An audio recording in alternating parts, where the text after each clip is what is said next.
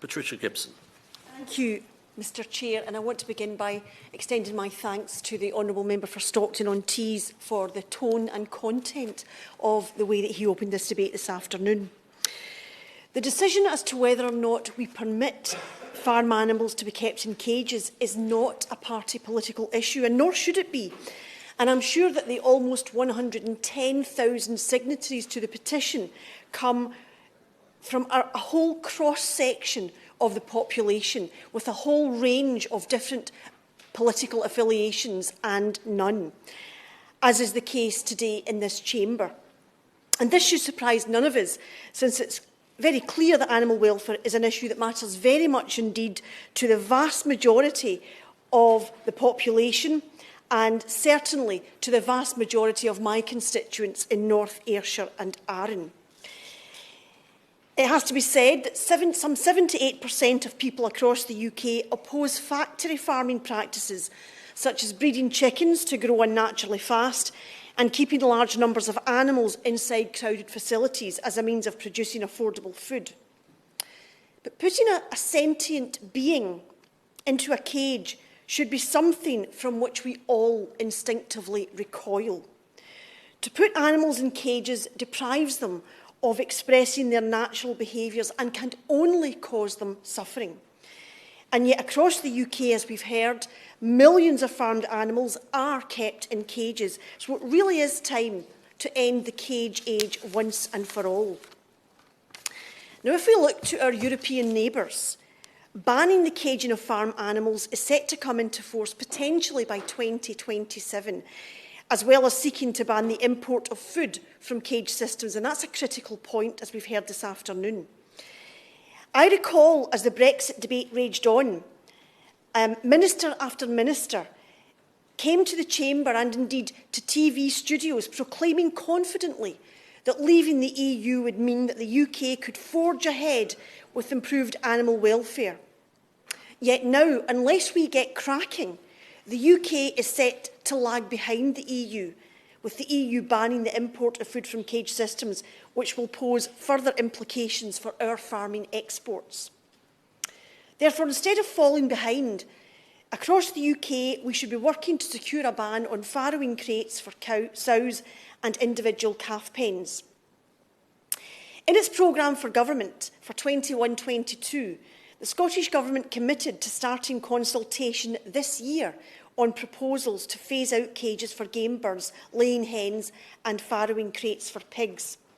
In its 2021 manifesto for the Scottish Parliament, the SNP committed to shifting entirely to free-range woodland or barn chicken egg production, as well as modernising and updating the Animal Welfare Act from 2006 and implement new livestock legislation. So I urge the UK Government to mirror this action.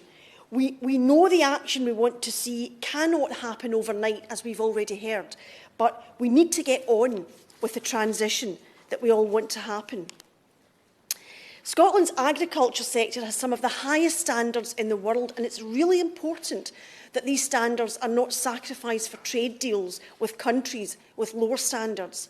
This matters not just for animal welfare, important as that is, but also for the quality of our food supply. For example, we know that there's a wealth of scientific evidence demonstrating that hen welfare is compromised in cages. That's why all the UK's main supermarkets have either stopped selling eggs from cage hens or committed to doing so by 2025.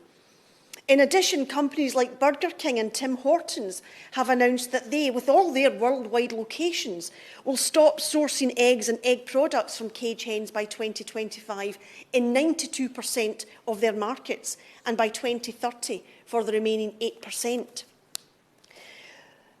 Businesses which survive and thrive do so because they give their customers what they want. What consumers want is more ethical and more humane treatment of animals. That means no caging and as little suffering as can possibly be achieved. If businesses can respond to consumer demand, then so too can government, so too should government. Yet a vitally important point is that even if we set the very highest standards for our own agriculture sector. We cannot allow this, and many members today have said this already. We cannot allow this to be undercut by imports from countries using lower standards, caging animals and causing a race to the bottom.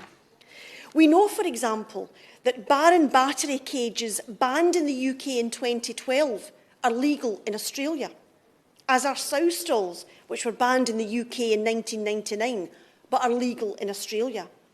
There's clearly no point banning a practice in the UK because it's cruel and inhumane, yet allowing that cruelty to be outsourced so that the product of this poor regard for animal welfare is still permitted to land on our supermarket shelves, whether it's eggs, meat or any other food produce.